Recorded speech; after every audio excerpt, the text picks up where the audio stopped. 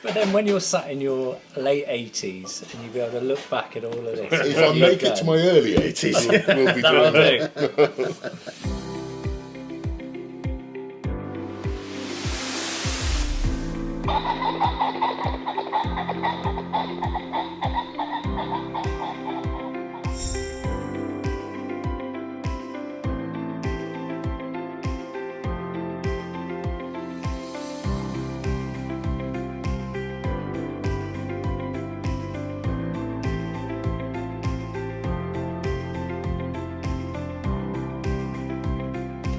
Hi everybody and welcome back to A Year in the Woods. Today we're down on the shoot and we're being joined by Sam Walker, the BASC Regional Officer for the Southwest. Sam came to visit us a couple of years ago when the old syndicate was in place and gave us some pointers and tips on ways we might be able to improve the shoot. Those 2 years have seen quite a few changes. The new club has started and we've implemented a few of the ideas he gave us. So he's come back down to join us today. We've been for a good look around the shoot and he's been very generous with his time and joins us in the pub for a well-deserved pint afterwards and a quick chat on a few things we're doing, some of the wider issues BASC are facing. So come and join us in the pub. Hopefully you'll enjoy the chat we've had, and if you like what we're doing, please like and subscribe. It makes me feel like all this effort's worthwhile. So, join us now down at the Crow's Nest for a late lunch pint on what's been a really super day with Sam.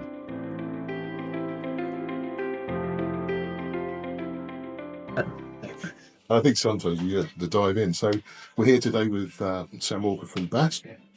We just spent a day together down on the shoot. So, Sam, over to you, mate. First impressions. You came and saw us a couple of years ago. How do you think we're getting on? You can visibly see the changes. So I can't remember how many years ago it was. 2 years ago. 2 years ago. Mm.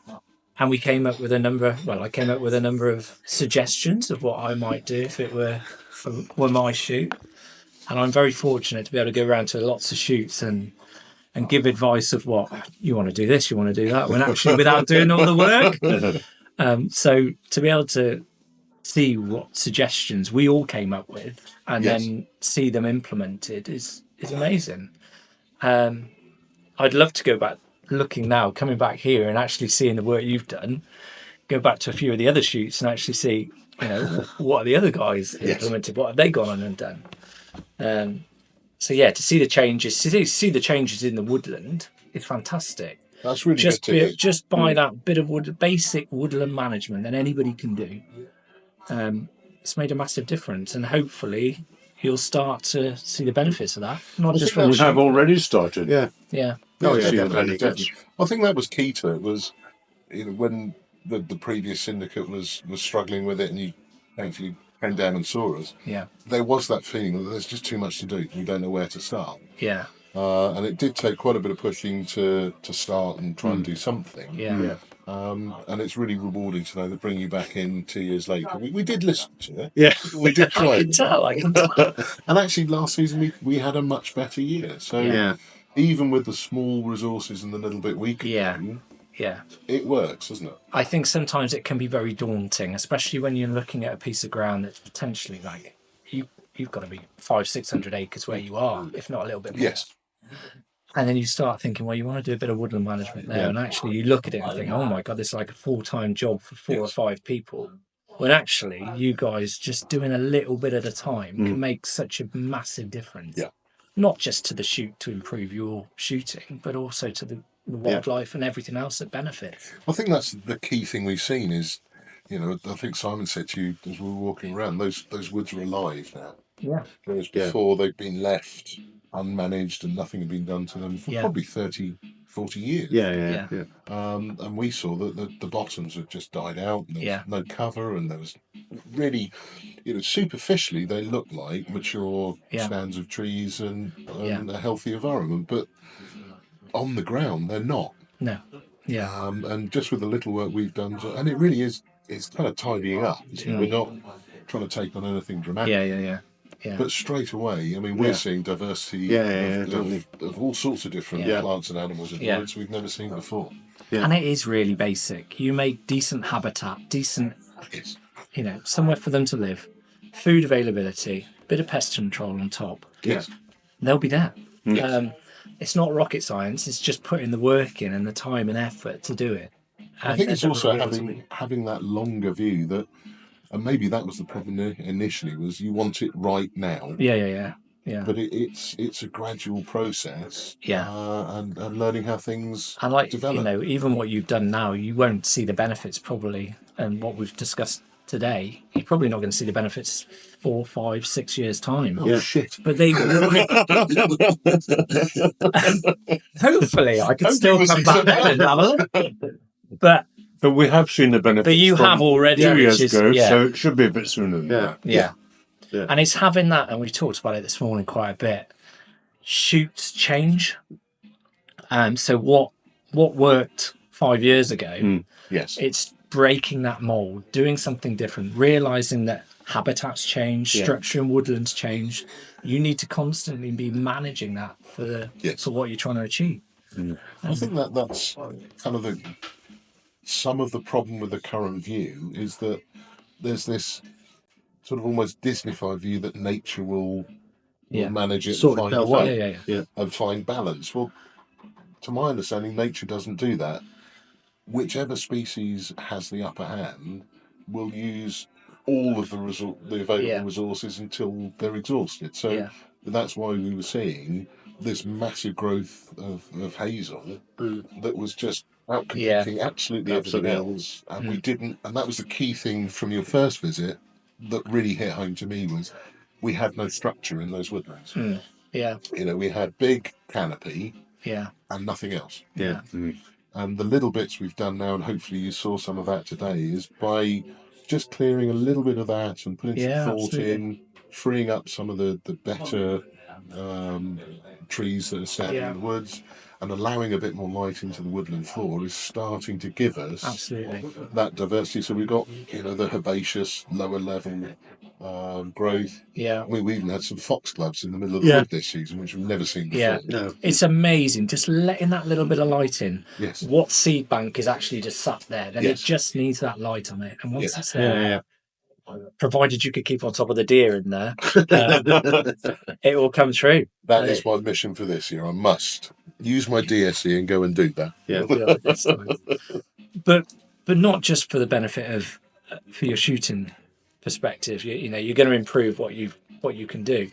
But to almost anchor yourself onto that ground as key managers, to be able to demonstrate that you've improved the woodlands, the bird species are coming back, the floral diversity is increasing.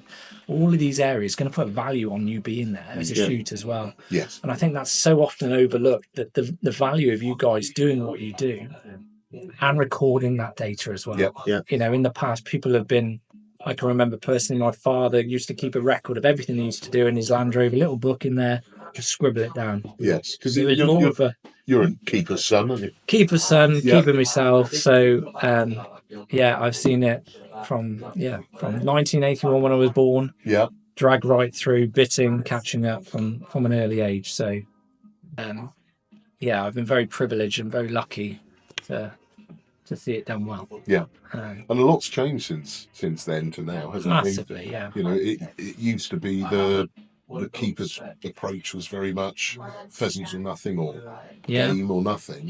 Whereas now it's far more looking at that overall balance of species and what's good for the pheasants should also be good for the other inhabitants. No, absolutely. I think it's kind of gone full circle again. So growing up, my father's very much like the wildlife ranger on the estate, where the shooting was also a big part of it, but also managing all those other species, all the pest control that helped the wild, the ground nesting birds, the grey partridge we had there as well.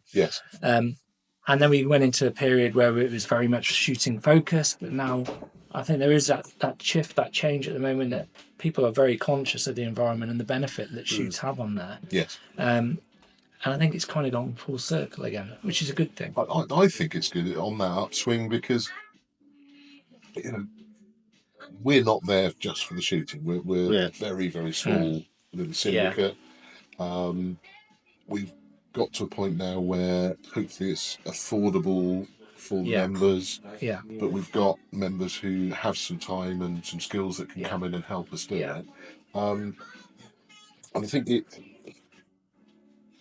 the shooting kind of needs to be there to provide the impetus Absolutely. to bring a diverse range of people together to spend their time, use their skills, and spend some money. Yeah. And the important thing is we've had a plan to do it. Yeah, and we have a plan to do That's it. very generous of you, George. I wouldn't call it a plan. I would. And I think it's made a hell of a difference. Yeah.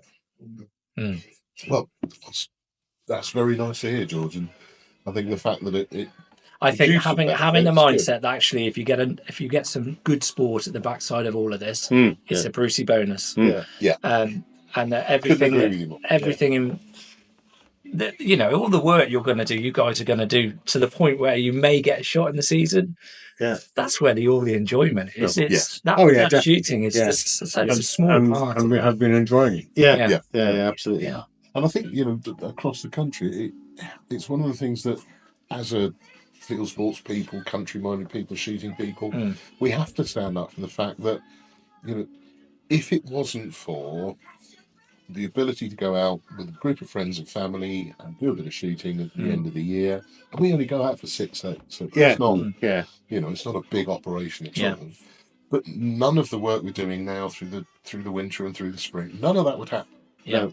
And those woodlands would just slowly deteriorate until they were either removed or commercially planted. Just fallen over. And that habitat is completely lost. Yeah, absolutely. And much as you'd like to think that if we had access to the farm, we'd go and do some work in the woods. But, as human beings, all of us in field sports, we've got that kind of hunter mentality.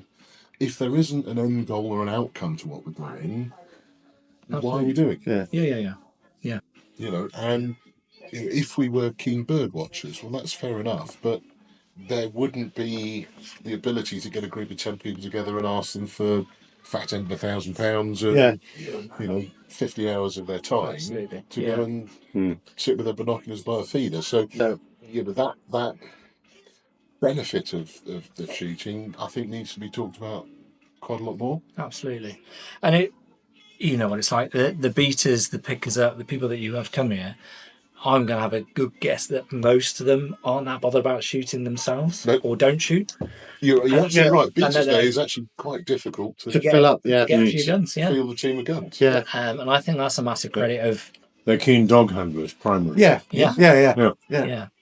But even they've turned around to us this season, haven't they, and said they've enjoyed beating it because, first of all, they're seeing birds, but also with the work we've all put in, it's more pleasurable to be through the woods and alive with things to see, and the dogs are scenting, and the game birds are there. But it's also not, a thankless trudge through Dead woodland. There's, a lot of people have commented on just, how alive the woods are. Yeah. And this year, the songbirds that come off ahead of the drive have just been unbelievable. Yeah, what you've seen. I think it's a credit as well that you get all these people involved that actually the work that you've done has also gone a long way to help protect shooting by encouraging people that probably they're not interested in shooting. They're here for a nice walkabout. They're here for probably a nice sausage roll and a drink. We do. Exercise the dog. Yes. They're not directly here because of shooting. They're here because of the social aspect of it. Yes. And then the positive that they're then going to go on and tell their mates that actually I go on this shoot. I don't shoot, but we have a lovely walk. We have a great sausage roll. They can't hit the birds at all. It'd be us. But that, creating that atmosphere, that family, that community is more valuable than any of the days, really. I think it's being proud of that and getting that message out there. Yeah. What are your thoughts on? I think our biggest fear is that you mention it to somebody and you don't know whether they're pro or anti-shooting or how that goes. But putting it in such a way that you're not afraid of having that pointy finger. You're Yeah, just yeah. all I think waiting. I think it starts by being, as you guys rightly should be, you should be very proud of the work you do. And actually, you've seen it just by your bit of your woodland management work and your pest and predator control you're doing, is that you're seeing those benefits to all those other species and the habitat's improving. Yeah. And as a result, you're seeing more, hearing more bird species. You should be very proud of that. You should be very proud of the community you've developed, all those happy people around you all the time. Yes. It's something really to be very proud of. And you should be, when challenged, we should all be in a position when we hand on heart say, we've done everything to the best of our ability, Yes. in line with best practice, and we're very proud of what we do and why we do it. Yeah. What we shoot, we eat, we take home, Yes. we enjoy, we share with Yeah, we everybody. really do that. Yeah. We try and bring it back. It's an The amazing following week thing. to 11. Yeah. We've got a rather handy sausage roll chef, haven't we? Yeah. Very good. Everybody needs a good sausage roll. Yeah.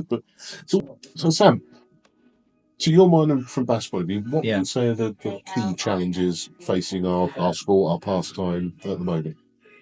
I think immediately we've got firearms licensing. Yeah. Firearms licensing has been a bit of a challenge over the last few years. We know since probably COVID. Obviously, we've had a fees increase recently. Yes. We've just had a government having reviewed part of the consultation on the backside of what happened in Plymouth, that tragedy there. Yes. There's a few, there's a murmuring that there'll be a consultation later on this year, of which we'll probably be looking to call for BASC members for support to respond to that consultation. What was the core of that consultation? So there's a couple Because of there seem to be consultations all the time. Yeah, there was a number of suggestions on the backside of that coroner's report, Yes. the report that previously came out. One of which is bringing basically shotguns in line with firearms Yes. certification. So potentially looking at conditions on shotgun certificates, which would be of concern to us. Things like right of entry as well. So anybody Yes. holding a certificate, where potentially police could go in without having a warrant or that immediate threat to life. Yes. Yeah. So, I mean, looking at the consultations, I mean, my concern with moving shotguns into the same conditions as firearms. Yeah. On the one hand, done sensibly, I have absolutely no problem with more security, more control, more consideration of Yeah. allowing people to have firearms. Yeah. Although I think license holders, in terms of criminality, the numbers are vanishingly small. Yeah, you think we've got some of the toughest gun licensing in the rest of the world. Yeah. And the number of cases where there's an incident is very, very, very low. So there is already a thorough process there of vetting people to make sure that they are. And I can't see how, because from my understanding and reading of it, basically each shotgun will have to be individually. Yeah, I don't think there's any specific detail to that yet, but potentially bringing them in line would see things like permission of where to shoot, Yes. condition of borrowing or lending guns as well would be a particular issue. As an entry point, trying to get people into the sport as well is a real concern. Yeah. So for the likes of us running Young Shots a Days, which George is a shotgun coach, potentially very challenging. Potentially, how would that work? Or would we be able to lend a youngster a gun supervised on a day to be able to shoot? How would that work in the future? So, so when are these consultations due to happen? When are the outcomes? So we just had a briefing on it the other day from a political chat at work. Later on this year. Okay. No further details. No idea what's going to be in that consultation yet. Yes. But we understand that there will be later on in the year. Okay. Of which it's very likely that we'll call on BASC members and the support of the community, shooting community, to get behind any of that consultation, where we'll give you guidance on how to respond. Can't emphasise enough really the importance of when we're constantly banging on about consultations, consultation this, consultation on that. Yes. Well, actually, when we call for members to support on those, it's so important. Yeah. Having the ability to call on members and to go to PCCs, to the police, and actually respond in a thorough way, and having members do that is a real power and I mean, So if you get that opportunity, please do encourage yeah, women to do absolutely. so. I always try and do those, and I think it is important that as just shooters and certificate holders, that we do kind of have some idea of what can we do. Yeah, What absolutely. positive steps can we take? Yeah, And when BASC puts out those letters, lobby your MP. Yeah. I know at the last elections, yeah. I think the last one we did was write to your MP. What are their attitudes to Yeah. firearm ownership in general? Is that open to non-members as well? Absolutely. So Open I think to it's something, because our little shoot group, we've probably got 30 or 40 members on there. Yeah. So we can disseminate it so it comes from BASC headquarters, comes out to members, and as long as that form letter goes back in. Absolutely. Yeah, it's all of our responsibilities to help with this. We can't all sit back and kind of hope that shooting organisation are going to do this, because a lot of the time we need the clout from the membership to go to the PC, go to local MPs to lobby on this stuff. It's then that they'll. So recently we've got a lot of work going on at the moment to try and engage with as many of the new MPs as possible across the country. Yes. Where we've had results and success of them coming back to us saying, and really need to come and see you and to understand what you do and why you do it, is because of members' letters going into their inbox and them realising that actually I keep getting all these letters, and a couple of them have come back saying, I've had to come and see you because I keep getting all these letters from your members. Yes. That's a good thing. That's because of members have helped us to get to that position. And I mean, correct me if I'm wrong, but I've heard from different sources that, if an MP gets even a dozen letters about the same topic, they pretty much sit up and take notice. So absolutely, it doesn't have to be tens of thousands. It's not like filling in one of those wretched online opinion poll things, demanding a reading in Parliament, and they have to take. Even a couple of dozen letters about a particular topic will make them think. Absolutely, and we're there as an organisation to support members. So if you wanted to engage with your local MP, invite them to your shoot, and I would encourage you to, because the work you're doing is amazing. What a platform to do that, and then we can help you, we can support you with that, because it can be a bit intimidating at times to know what you can say, what you can't say, or a fear of saying the wrong thing. Well, we're there to help you to do that and facilitate it. I think that's something we should do. It's been a pleasure having you down with us today, and the only reason we got back in touch was we felt we'd done good stuff. And, we wanted to be told we had. But again, it's also useful to have your experience to say, less of that, more of that, because year by year we're steering through. But we would love to showcase what we're doing there. I mean, that's why we're doing these videos, is to let people know that we give a shit. It's important to us, and it's having benefits way beyond just shooting a few more pheasant every year. And it's hats off to you guys for actually asking somebody, a third party, to come and have a look, because not everybody wants to open the door. It's like bringing someone into your house thinking, shit, we better have a good clean up before they come in. It's almost like open door, this is what we do. Tell us what's good, what's bad, what's indifferent. So hats off you to doing that. And I mean, thank you to you and to BASC, because to have that resource available to us, I think most of us are members, but not all of us. But to have that backup, to be able to say, look, could you spare us half a day out of your time? Because I'm sure you're not sat at home twiddling your thumbs waiting for the phone to ring. So to come all the way down here and have a look at it with us, and if nothing else, just give us that little bit of confidence that the scant resources we have are generally in the right direction. We're not making any horrible mistakes. We're not wasting our time and effort. And just have that little touchstone that we can say, well, we're thinking about doing this, what do you reckon? It's for us, it's invaluable. Absolutely, because we can only spend the money once, I'm afraid. I've tried all my life to spend it twice, but never.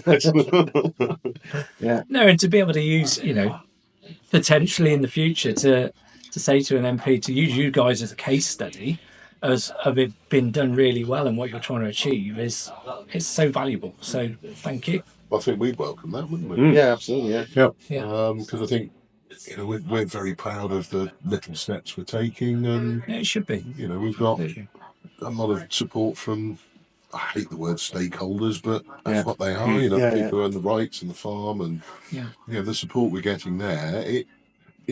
It just builds that momentum. It makes you feel like Yeah. That's you're, it. you're, It's all you're worthwhile. producing a Yeah. net benefit. Yeah, and you're doing your thing to help shooting in the future as Yeah. well. You know, we can bring the youngsters through, and you know, I think in just the year and a half we've been running, there's 2 new people have Yeah. gone Yeah, for their at least 2, yeah. shotgun certificates, and you know, George is helping with BASC and the young shots we got. Yeah. I think Oliver's going with his dad on this one, and Think so. Yeah. Yeah. you know, He was certainly keen on the idea. oh, he's keen as mustard. When we had the clays after the walk-up day, Yeah. and we just took a couple of the youngsters down, Oliver in particular. I was running out of clay. Yeah. His dad was there. He was 20. Properly got the bug. Oh, Oh, yeah. he was going to keep firing until he hit a second one. That's Yeah. Brilliant.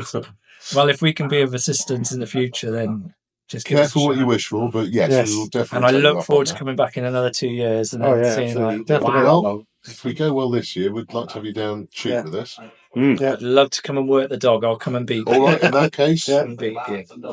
we will supply you with sausage rolls. Yeah. Maybe Done. mine afterwards. Done. I'll take the sausage roll. Brilliant. Well, Sam, look, thanks so much for your time. It's been You're very really welcome. good. And it's given us some food for thought. Yeah, guys. absolutely. Yeah, thanks. Yeah, brilliant. Thank you. You're very welcome. Thank you. Good.